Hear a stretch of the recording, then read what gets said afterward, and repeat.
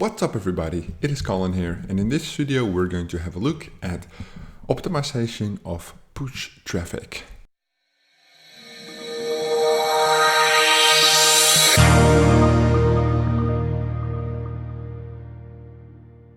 So quite interesting, we've lately been playing around for Deliveroo with some push campaigns to see where the leverage is in terms of scaling to other traffic sources. So this is our volume testing account where we run all our test campaigns, and I typed in Propeller Ads for this month.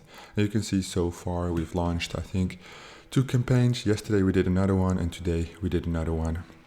But I actually want to make a video on both of these, but first we're going to look at this German iPhone campaign, which basically ranked for Big Bang Ads, Germany and iPhone. We had a total of 2,120 clicks, 1,963 unique visits, which resulted in 0 conversions and about 56 euros in spend. So obviously with 56 euros in spend, no conversions, you might wonder what went wrong, right? So we're running these by obviously zone ID. And to see, so one of the biggest mistake we noticed, is the drop down coming or no? Yeah, there it was. Such a big list.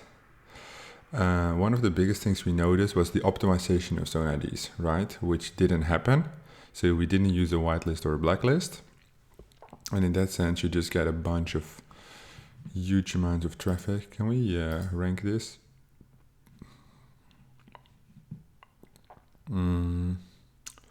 Where did the visits go? Oh, it just connected.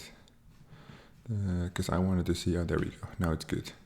So basically you have these, you can see basically the top 10.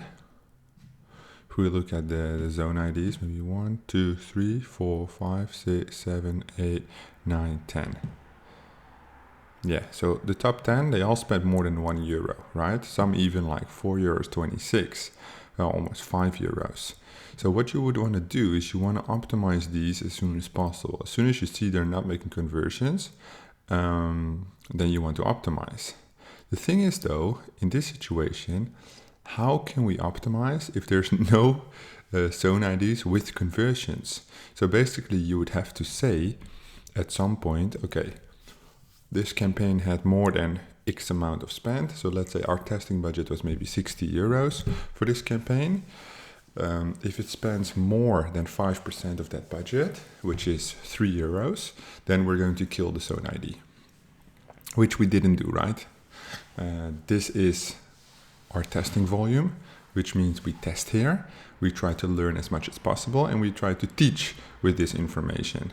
So we invested €56 in this campaign just to be able to show everybody, and of course our push team, what is possible.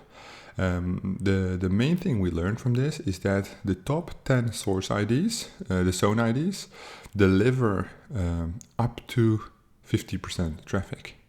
As you add this 4, this is, let's say 9, 12, 16, 21, 26, 29, 30, 33, 35, 36.5. So out of so 20 was spent over this entire list, all the small things, and the rest was spent in the top 10, maybe even more if I didn't calculate it right. You can imagine in that way that the top 10 zones which supply the most amount of traffic, and of course you also have to look at Propeller Ads, right? What kind of high CTR, most expensive traffic you're running or whatnot. I think in this situation we ran the cheapest traffic. So you can see that you get a lot of clicks. The earnings, the clicks per view are also very cheap, 1 cent per click, 2 cents per click. But it doesn't perform well. Now we have the other campaign which runs in a different geo, which performs really well. And we are bidding on high. So you pay a little bit more for the traffic, but there's also tons of conversions every day. Well, tons, dozens.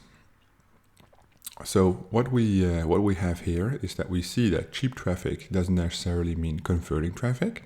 And on the other hand, the top 10 sucks up the most budget. So what we recommend you to do is take maybe a figure between 5 and 10% of your total budget and then optimize the zone IDs.